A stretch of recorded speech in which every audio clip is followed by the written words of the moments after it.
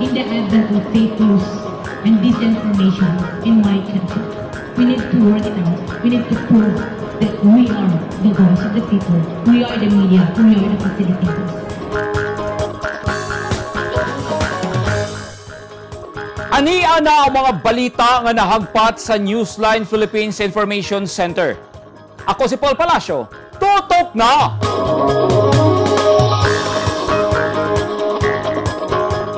Sa mga headlines, mga butante dagsan sa COMELEC aron magparehistro.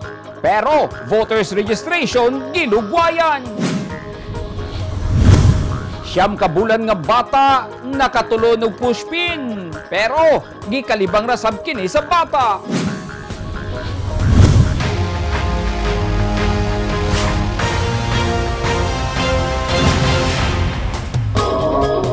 Sa detalye sa atong mga balita, pahimangno sa mga ginikanan nga bantayan gayud pag-ayo ang ilang mga anak kay sa Kidapawan City usa ka siyam ka bulan nga bata ang gidala sa ospital human kini makatulon og pushpin.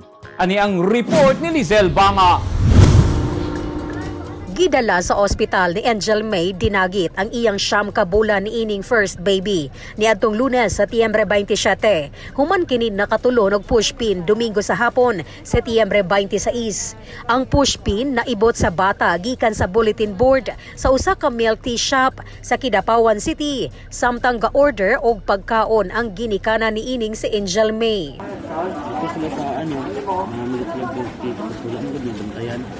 Sa x-ray sa bata, makita ang pushpin nga anaa sa tiyan sa bata. Gikan sa pribadong ospital, gidala ni Angel May ang iyang anak sa Cotabato Provincial Hospital sa Amas, labi pa nga girekomenda sa doktor nga i-admit ang bata o kinahanglan siya nga maoperahan aron matangtang ang pushpin sa lawas niini. Apan adlong Martes, Setyembre 28, gipapauli sila human nga giresetahan lang sila sa doktor sa Cotabato Provincial Hospital ug tambal aron igo na lang matud pang igawas sa bata ang pushpin nga natulo niini. Miabag sa galastusan sa ospital ang tag-iya sa tea shop. Nagpadala sabog tabang pinansyal ang Newsline Philippines. Bahan siya og 3 days. After sa Friday, wala gyapon ibalik siya. Sa day, 6 p.m. og sa morning. Tapos, ano siya, ang gikuan, lilak. Para siya mga siya. Pero if normal lang siya, nga dili na need ang tambal, dagan na po lang. Gabi sa Setyembre 28, gipahibalo ni Angel May nga nagawas na sa iyang baby ang pushpin pinaagi sa paghugaw niini. Gipaadto sab ang magtiayon uban sa bata sa buhatan sa City Social Welfare and Development kon CSWD o gihatagan sila sa mga panginahanglanon niini sama sa vitamins. Apan nabala ka si Angel May kay nitukar ang sakit nga asthma sa bata. Okay na siya. 7 p.m. Maniag, inom mo pa ng tambal. Kaisa pa lang siya nakainom ng tambal. Yes po. Wala siya nagsakit-sakit? Ano yung asthma po, kailangan pa naman siya pa-check up niya. Kasi since birth, mag-good niya. Tapos pa naman lang pa-check up since ano. As social welfare agency, so siguro it's also our duty no na i-respond kung sa to iyang panawagan, but thank God kay na-resolve naman di ihang problema. So ang iha na lang kinahanglan is ipa-check up. So kung naay mga reseta o other needs ang baby, pwede man ang among office mag-intervene, no? Tagaan siya interventions, i-refer na mo siya sa office dili sa city nga nag-provide ana assistance. Nakauli na sa ilang balay ang pamilyang dinagit. Human sa makalilisa nga insidente, gipasalig ni Angel May nga dili na siya basta-basta nga mokumpiyansa og siguraduhon na niya sa kanunay ang seguridad sa iyang anak. Lizelle Anyon Banga, Newsline Philippines, Province of Cotabato. Stay safe. Padayon ang pagdagsang sa mga butante sa mga opisina sa Commission on Elections kon COMELEC. Usa ka adlaw una ang deadline sa voters registration. Sa Davao City, gabi pa lang taas na ang linya sa pagkuha og priority number. Ani ang report ni Eugene Hinutan. Pasado alas 11 kagabi, na nasa gawas sa Magsaysay Park ang linya sa mga butante nga mukuha og priority numbers sa opisina sa COMELEC sa Davao City. Tungod sa pagdagsang sa bagang duot, wala na matuman ang minimum safety protocols batok COVID-19 sama sa social distancing. Kaganihang buntag, wala na ang taas nga linya. Dito na lang sa gawas sa COMELEC. Istrikto na nga gipatuman sa COMELEC ang minimum safety protocol sama sa paglimita sa ihap sa mga pasudlon. Naman itong mga kapulisan diha nga nitabang jud og control sa crowd para at least dili magdasok diri sa park. So dako pud kami pasalamat sa mga kapulisan nato, especially sa Santa Ana Police Station nga nighatag og puwersa nila diri para bantayan ang park o gi-organize ang mga tao para dili magkalat. Atog yung makita karon ang sitwasyon diri sa Magsaysay Park kung asa nahimutang ang COMELEC nga daghan na gyud ang mga tawo nga buot magparehistro. Una ang deadline sa voters registration ug mga adlaw. Ug gani ang uban ani nila kadlawon pa nga milinya. Usa sa milinya ang butante nga si Gina Ramos kay buot niya nga magpabalhin og butarang lugar gikan sa barangay Bunawan. Daga na kayo. Gabo pa mong gulme? Okay ma'am. Usa man ma'am first time yung parehistro ma'am magpa-transfer ka ba? Na-transfer na ako. Milinya sab ang first-time voter nga si Perlujan Husol. Wala matud pa siya nakaparehistro sa miaging mga bulan tungod sa pagparanbaho niya sa laing nasud. Kato nagi busy man gud tapos akong asawa na kuan ospital. Tapos ano po ko OFW. Sa Cagayan de Oro City, miabot na sab sa Osmeña Street ang linya sa mga miapas sa voters registration sa COMELEC Satellite Office sa usa ka mall. Luyok kini sa anunsyo sa COMELEC nga 8 kagatos ka mga priority numbers kada adlaw lang ang ilang kaya nga maiakomodar. Sa Facebook account ni COMELEC spokesperson Attorney James Jimenez karong hapon, gilugwayan na ang voters registration gikan Oktubre 11 hangtod 30. Sirado sila matag adlawng Sabado gawas sa deadline sa Oktubre 30. Eugene Hinutan, Newsline Philippines. Stay safe.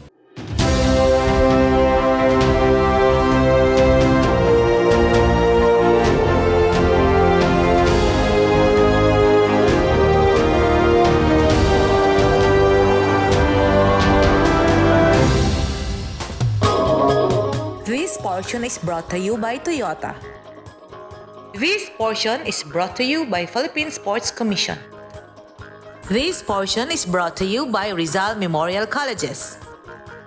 Gipahigayon sa mga otoridad sa Digo City sa Davao del Sur ang Oplan Patagam nga nagtumong patagamon ang mga residente nga wala magsuot og face mask luyo sa ginapatuman nga ordinansa sa syudad nga batukan ang sakit nga COVID-19.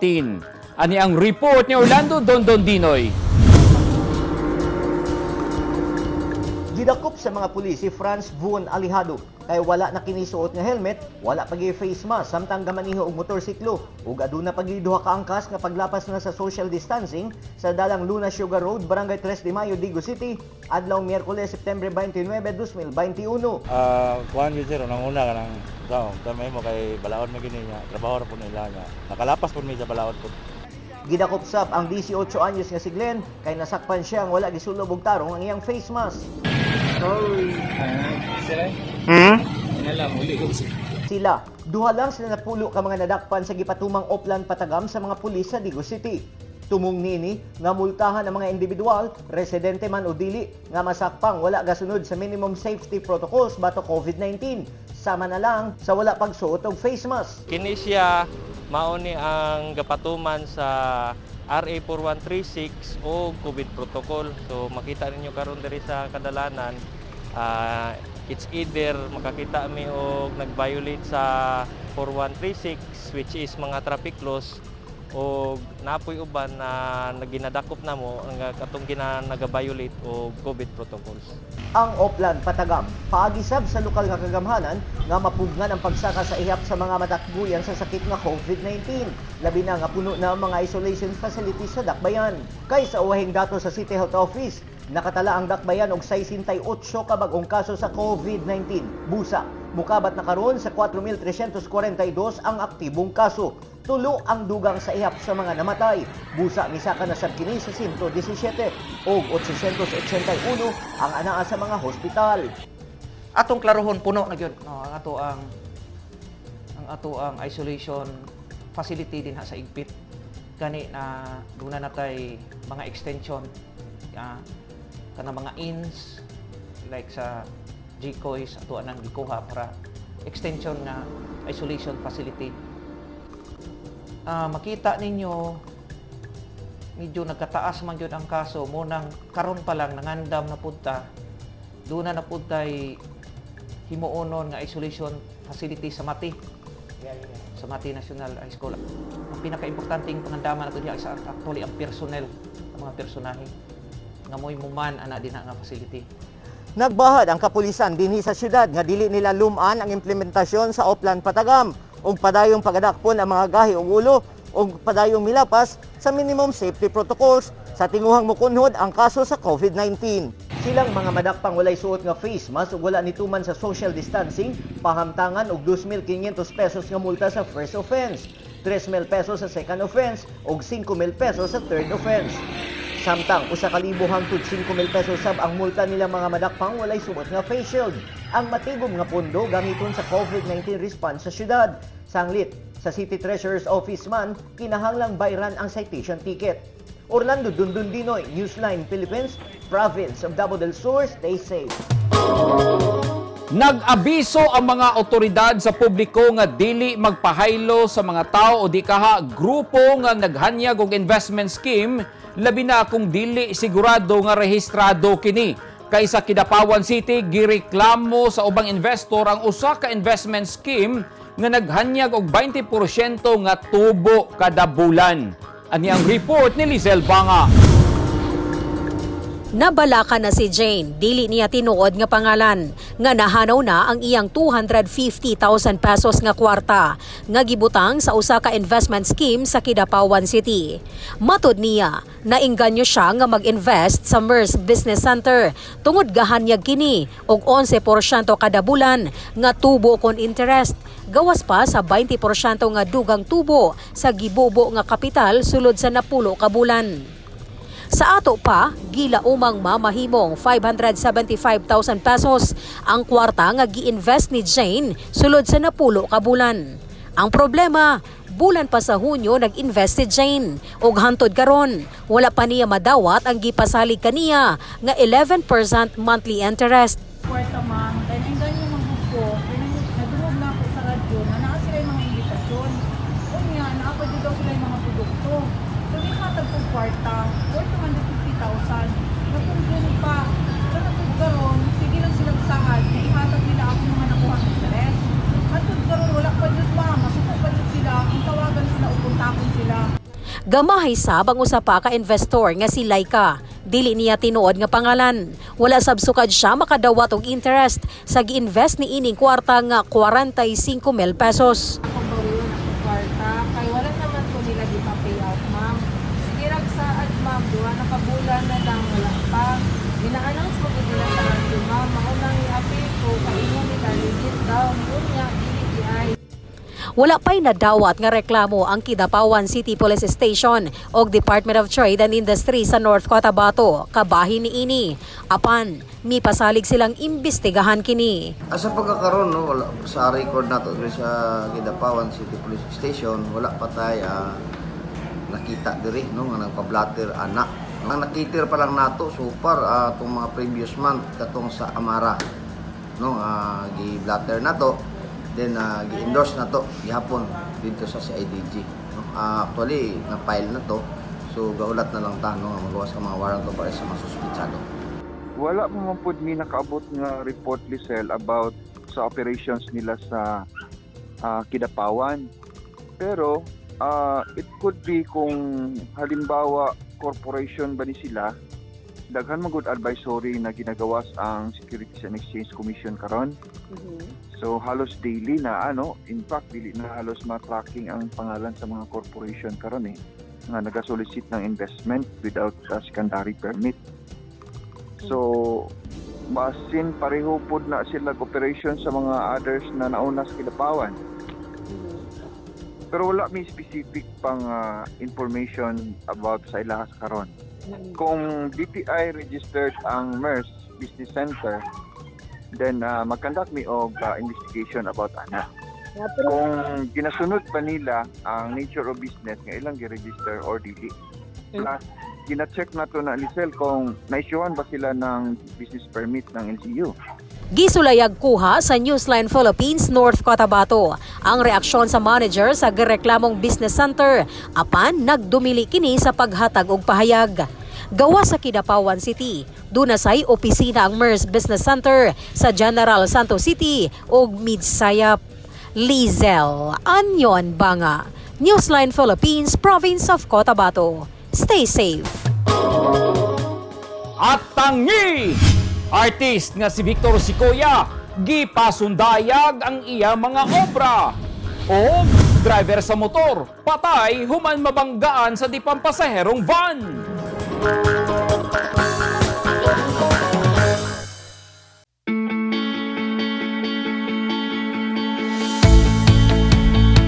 Gusto ba mo og barato ug orihinal nga mga construction supply? Sa kadaghan sa imong pilian, all-in-one ang imong pagpamalit. Tara na sa 3M1 ug T-Square Lumber and Construction Supply na himutang sa daang Hardika, Lanao ug Dayo Street, Kidapawan City. Parami ng parami ang mga nagiging bagong Lotto Millionaires. Dalawa rito ay multimillion jackpot prizes. Ang 246.08 million pesos sa Ultra Lotto 658 at ang 298.77 million pesos sa Grand Lotto 655. Ang bawat pagtangkilik sa larong may puso ay susi sa pangarap at pagtulong sa kapwa. Thank you with all our hearts. Malay mo, baka ikaw na ang dapuan ng swerte. Ang mga taong dunay mga ginahambin nga mga grabing mga balatian o comorbidity, hilabi na ang mga senior citizen, sila ang mas delikado nga maigo sa coronavirus disease COVID-19. Busa dubling pag-amping ang himuon og tambali ang mga ginahambin nga mga sakit. Ang pagtumar sa Bilonga Gold Herbal Capsule is a food supplement makatabang aron mapunggan nga musamot ang mga balatian. Turmeric uluyang dilaw ang nagunang sagol sa Bilonga Gold. Gisagulan og sodium ascorbate o vitamin C aron mas mulig-on ang immune system. Ang Bilonga Gold Herbal Capsule mapalit sa mga butika.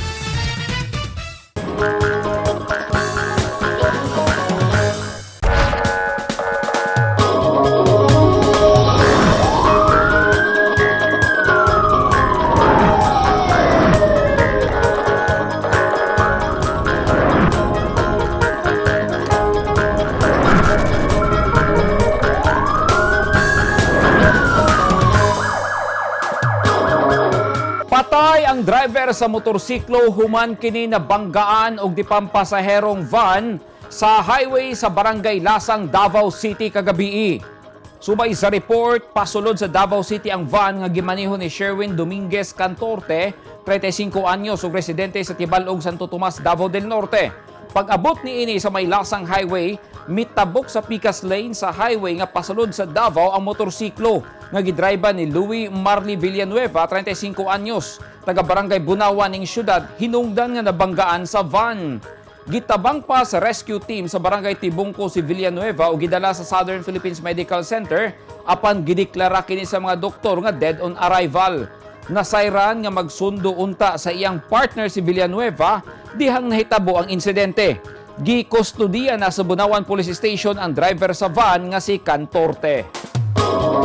Human sa duha ka tuig nga pagtago-tago, nadakpa na sa mga pulis sa Bansalan, Davao del Sur ang usa ka lalaki nga wanted sa kasong murder.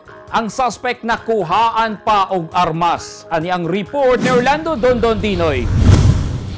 Human sa kapin duha ka tuig nga pagtago-tago, nadakpa na sa Bansalan Municipal Police Station sa Davao del Sur si Rizaldo Idis adlong Martes, September 28, 2021. Si Idis, gitulong sospek sa pagpatay sa silingan niini sa Sitio Malupo, Barangay Adunang niadtong tuig 2017. Tuig 2019 na nigawas ang iyang warrant of arrest. Apan depensa sa sospek, nitago siya sa Sibulan, Turil, Davao City alang sa iyang seguridad ug sa iyang pamilya. Kining ako ang kaso, kuan ni pasangilap sa kuha. Dili ako nagkiraan ni. Ang tinuod nga kriminal ani gawas ng kayo. Ako rin napasangilan ani. So kining kuan na katupan ning 2017. Ako ning gidaganan kay katong bahasa tigtungod barang ko nila nga masakaron ang akong tibok pamilya hasta ko. Sa pagkasikop sa sospek, nakuha sa bangon sa ka improvised shotgun. Hinungdan posibleng madungagan ang kasong atubangon niini. Gitudlo ang number 6 most wanted sa municipal level ang suspect tungod sa kabug-aton sa iyang giatubang nga kaso. Na-trace na to, pinagi sa atong tracker team. Sa atong tracker team, napod sila confidential informant nga nakuha, nagtudlo sa ila nga atong suspect ay nakakaroon sa turil. So moto siya pinagi sa iya o sa atong tracker team nakuha nato ang kining wanted person. Gitakdang itugyan ang suspect sa korte alang sa pag-atubang sa iyang kaso. Dugang kasong paglapas sa Republic Act 10591 kung illegal possession of firearms and ammunitions ang atubangon sa suspect. Orlando Dundun Dinoy, Newsline Philippines, Province of Davao del Sur, stay safe. Gipasundayag sa iladong artist nga si Victor Sikuya ang iyang obra sa ika-26th one-man show exhibit. Si Sikuya nailhan sa iyang abstract painting nga adunay koneksyon sa kinaiyahan. Ani ang report. Gipasigarbo ni Victor Sikuya ang iyang mga obra sa ika-26th nga one-man show art exhibit. 65 anyos na siya karon ug nagsugod si Sikuya og exhibit dihang 25 anyos pa siya. Sumala niya abstract painting nga adunay koneksyon sa kinaiyahan ang iyang obra. Yung aking mga painting kasi abstract siya na mga symbols of animals, symbols of natural creatures. The basis of my abstraction is nature. That's why most of the forms are like birds, like snakes. I have integrated my very personal meaning of these symbols that we have here. Nahilig na ni Sikuya ang abstract painting nga magdepict sa iyang kaugalingon nga usahay masulubon ug usahay hamugaway ang iyang pagpinta. I still keep on painting and they're all there in the artworks. It's full of emotions actually. The choice of colors also is something that is very personal. Nagsugod ang exhibit ni Sikuya ni atong September 26 nga mahuman karong October 10, 2021 sa Azuela Cove, Lanang, Davao City. I am inviting all the people of Mindanao, Davao City, to come and visit. Anyway, there's a protocol and the staff controls the number of people getting in. It's safe. Bisan og pandemic, wala kini makapugong kang Sikuya o kining iyang gipasundayag bag-ong gallery sa Davao City nga naa sa ingon ini sa Manila.